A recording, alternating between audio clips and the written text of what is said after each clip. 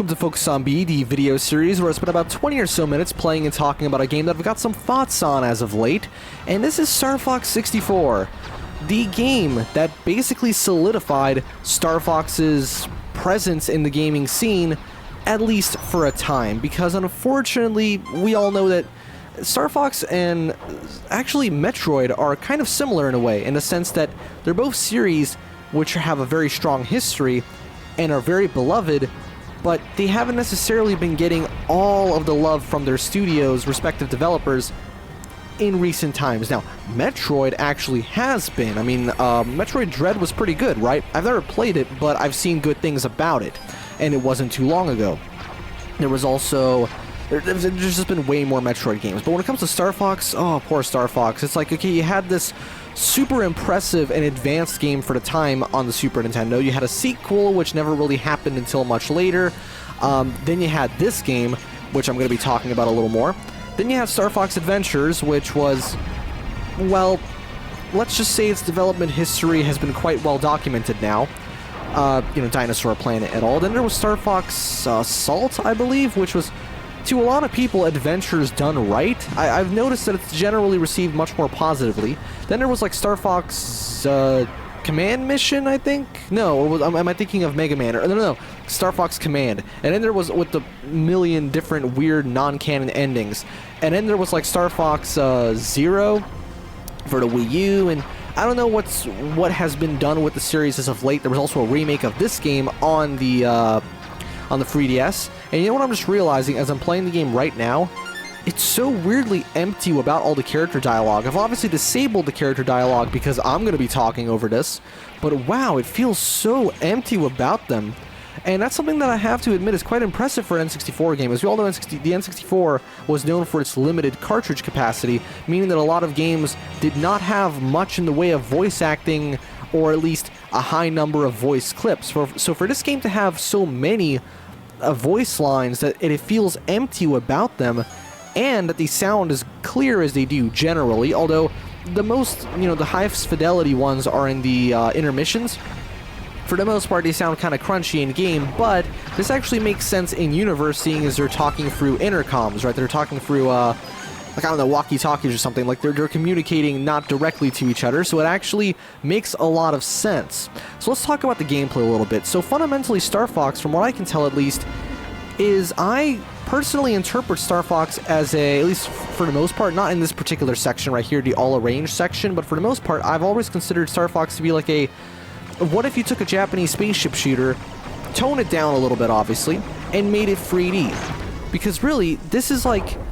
it's like a top-down shooter, but in the Z-axis instead of the Y-axis. And I think this is why... well, here's the thing. I have never really cared for games based on any kind of aircrafts. I don't know why. I just don't find them appealing in any way. There's nothing interesting to me about flying around. I've never cared for the Ace Combat games, never cared for any flight simulators, other than maybe... what was that game? Aero Fly FS? That one game with Nerdcube did a video on with the legendary clip where he fucking chokes on his own air when the wings on his hang glider just not hang glider, but like this weird gliding thing, they just completely rip off, and it's just absolutely hilarious, and he just comes crashing down. That game's really cool, actually. I've always wanted to kind of play it, but then I realized it's absolutely ginormous and probably not worth it. Fun fact, the reason why it's called FS is because it's actually, that stands for full scale, because the developers of that game primarily focus on remote control, like RC plane simulations. So FS would be full scale as opposed to the smaller scale stuff that they usually do. So anyway, back to Star Fox. Clearly this is it's like a spaceship shooter, sort of, but it also has elements of traditional, like aircraft action combat type games, in the sense that you have the all-arranged mode where you can move around more freely. Truth is, I think even though I'm not like super into any of those, like either of the styles that this game does, which is why I haven't played it all that much, I would still say that I prefer the linear ones, like these more linear, just going forward type stages. But I think my main problem is the fact that it's on rails. And I know it sounds weird, it's like, what? But you like racing games, but you like Sonic games. Like, how can you have a problem with something being on rails? Well, I can't tell you exactly. I think it's because of the fact that, at least like in a racing game, for example, you're the one making the rails happen. You're the one that's keeping things on the rails. Here, it's impossible for anything to really go wrong other than you losing your health, of course. Like, really, the only variables here in the game are whether or not you are alive. But whether or not you're going on the right track, well, that's obvious. That's a given. That's just the way the game's designed. And I think that's why I find this kind of stuff not all that engaging. Everything about this game feels almost inconsequential. And I understand that there's a score system, there's a health system. You generally do have incentive to try and play the game better. Not to mention that you obviously want to try and survive because you'll die otherwise, but also because you want to keep your buddies alive, you see, because this game has multiple routes, and depending on how well you do in any particular level, it does something that Forsaken on the N64 would go on to do. Depending on how well you do in certain stages, it would change which levels you get to visit, and therefore, I think it also changes the endings. Now, that's really cool in of itself. Oh shit, use the boost. Look, man, when you tell me to hit fucking... Okay, what's the button? It was... Oh, incoming... Oh, yeah, Rob64. I do love the concept of calling him just Rob, like, Robot64, because it's on the N64, don't you know? Oh, shit. I think I've always had this problem with on-rails type games that feel as if you are never warned about certain things, or at least don't know how to respond to them appropriately, even when you are actually warned. Like, the game will literally warn you about almost every single thing. They will go like, hey, watch out for this thing, do a barrel roll, you know, all those things. It's like you are always in some way foreshadowed as to what you have to do a little bit later. So it's not as if the game is unfair. No, this is a very fair on-rail shooter. You were, oh, no, Peppy is gone. I never really cared about him anyway. The only care, obviously, like, I'm the kind of person who is aware of Star Fox because of Smash Bros. You know, it's like how most people are aware of Earthbound because of Ness, or F-Zero because of Captain Falco. That's a really cool pattern. Oh, fuck. See, but sometimes, though, you just get shot at from somewhere, and you don't really know why, and it does not help in the slightest that this game is in 3D. Which sounds... Oh, here's the thing. When this game came out, that was the only option. There was no other way. There's no way they were gonna... I mean, even the original on the Super Nintendo, which was not a 3D system, even that game was in 3D, despite the fact that, you know, it ran kind of like shit, but still, how the fuck are you supposed to avoid that? I'm doing the somersault, Peppy, but I'm not... It doesn't work.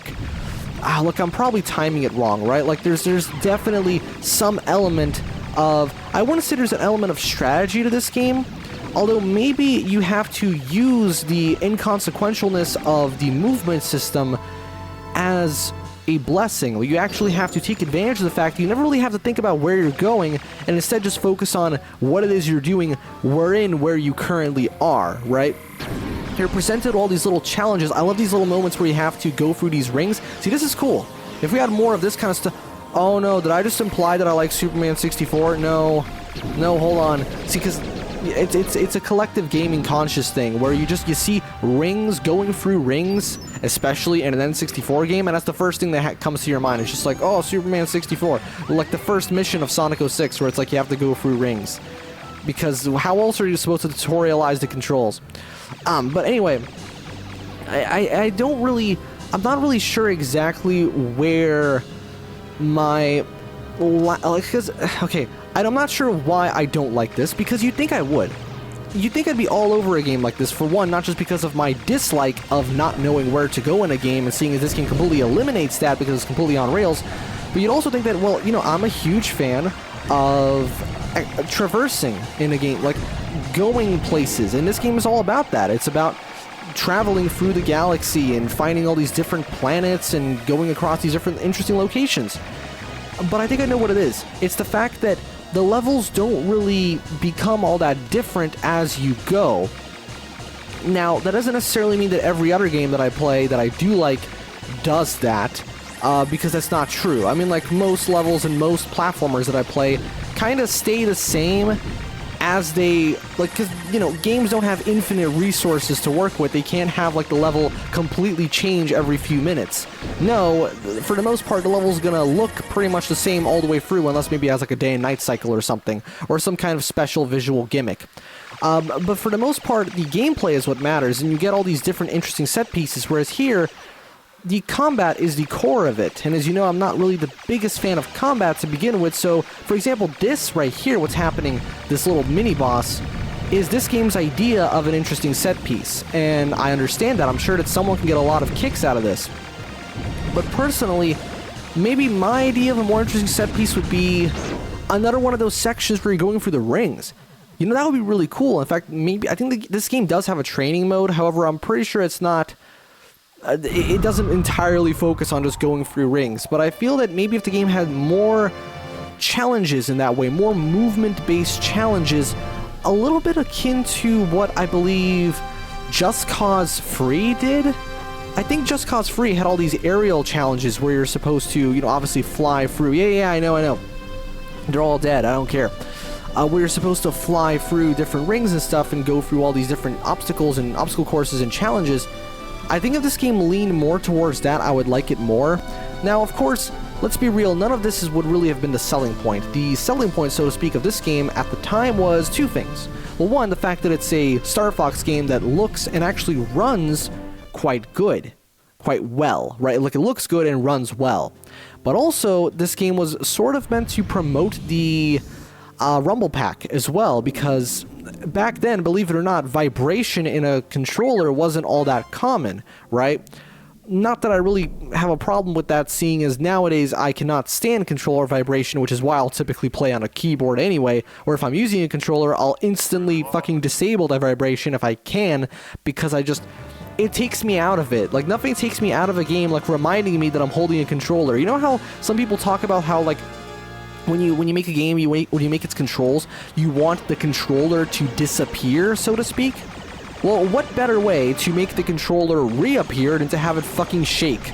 But I understand. Back then it was a novelty, and ooh, we're in all-arrange mode again. Okay, this is going to be interesting, actually, because even though I just said that I'm not really the biggest fan of the all-arrange setting, just because of the fact that I think I know why I don't really like games based on aircrafts like this.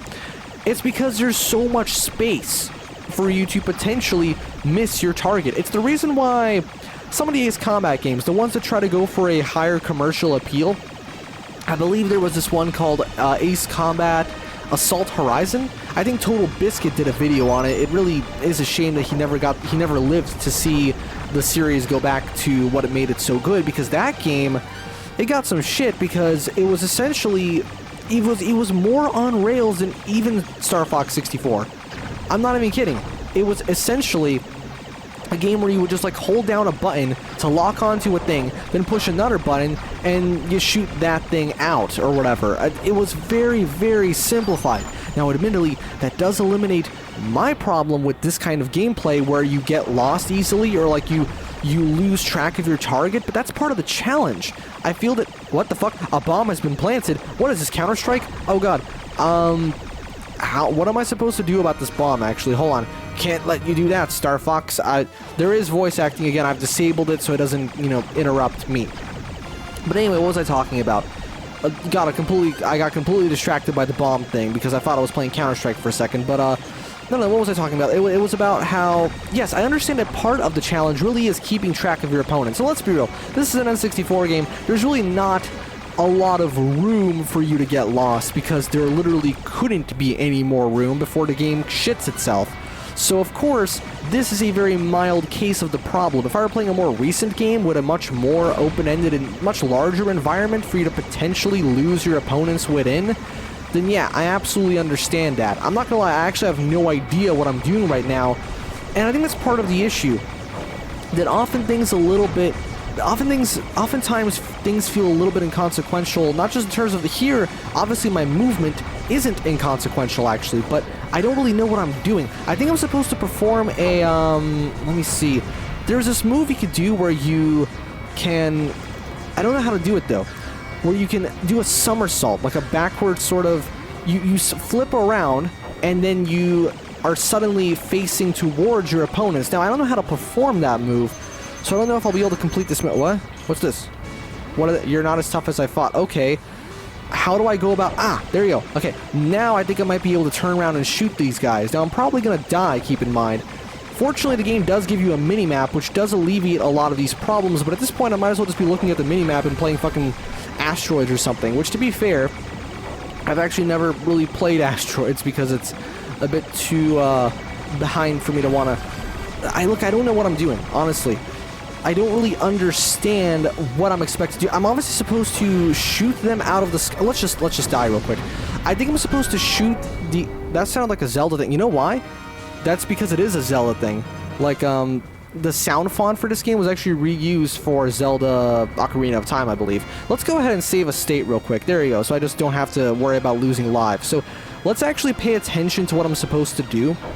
Well, that's not really relevant to this video now, is it? I'm here just to express my general opinions on this kind of game, because I'm not about to go ahead and actually play one of the more recent full-on combat type, like air combat type games, because, again, I just don't care for it. I don't care for controlling planes. I think flying in games is cool when in the right context. And again, I like movement-based challenges.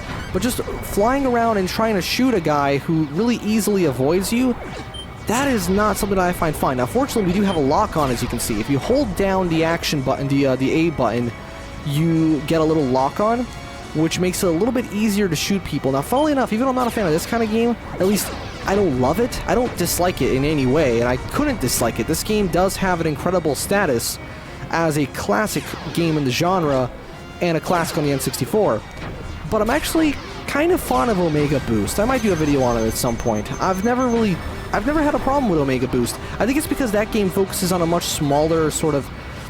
It has you circling around the opponent and flying around and just locking on and shooting them. There's basically no aiming to be done. Here, there's a little bit of aiming. Also, I forgot to mention this, but this game actually has a first-person mode. If I can figure out how to...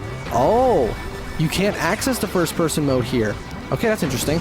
Okay, I don't know what I'm doing. I legitimately have no clue how to... I think it's because Peppy isn't here to tell me.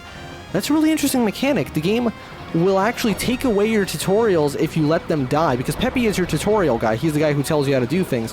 Let me see if I can figure out how to perform that move. Okay, that's obviously the bomb. How to flip my, Oh. Did that work? Or was that part of the level to... Hold on. Let's do it again. And no, I think it's... Wait, there it is. I double tap. No. That was just because that was because I zoomed the camera out, but in reality what happened was if you get too far from a particular point in the map, the game obviously doesn't want you leaving, so it'll automatically turn you around. Now let's see if I can actually figure out what I'm doing right now. So it's like, okay, I have to shoot that guy right there in the back. And then, you see what I mean? I don't feel as if I have any contribution to what is happening in front of me, even though I understand that I do. That's how the way the game was designed. And, like, I don't know how to stop this asshole from shooting at me. I'm supposed to perform this move that has you flipping all the way around, but I don't know how to do it. That's the thing. Like, what am I supposed to do? How am I supposed to pull it off? I think I have to hold down and... No. Do I press both L and R? Ah, I know. I have to press both R and R. R and Z. I mean, because, you see, because of the odd shape of the N64 controller, what ends up happening is that most developers ignore either the L or the R button and treat the Z button as both, in a way, if that makes sense. Because it's very difficult to reach both L and R when you're holding the controller in that sort of analog stance, right, where you're holding the analog stick. I'm just assuming based on what I've seen. I've never held an N64 controller my entire life, but that's how I'm assuming it works. Now, can I please just turn around and fuck these guys over? I know what I'm supposed to do. I'm supposed to perform a move where Fox turns around completely. Problem is, I don't know how to do it. And therefore, I believe this mission might be impossible as of right now for my current skill set.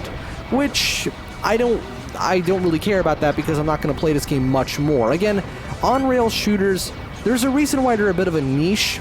I can understand someone being really into this because I can see this kind of game being addicting and highly replayable, especially thanks to its multiple pathways, multiple routes through the story campaign.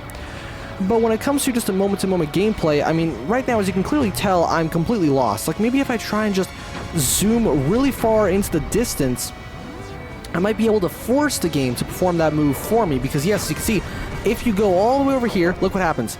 You flip back around. The problem is, they all flip back around too. So, essentially, you're back to square one, right?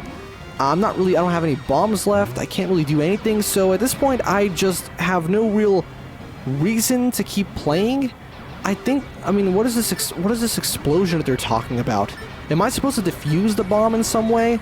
Clearly, is this going to be one of those game over sequences where it's like, because you didn't do something, was I supposed to blow this up? Well, this looks like something you can blow up, but, wait. Because the robot guy is saying it, that means the explosion was supposed to go off.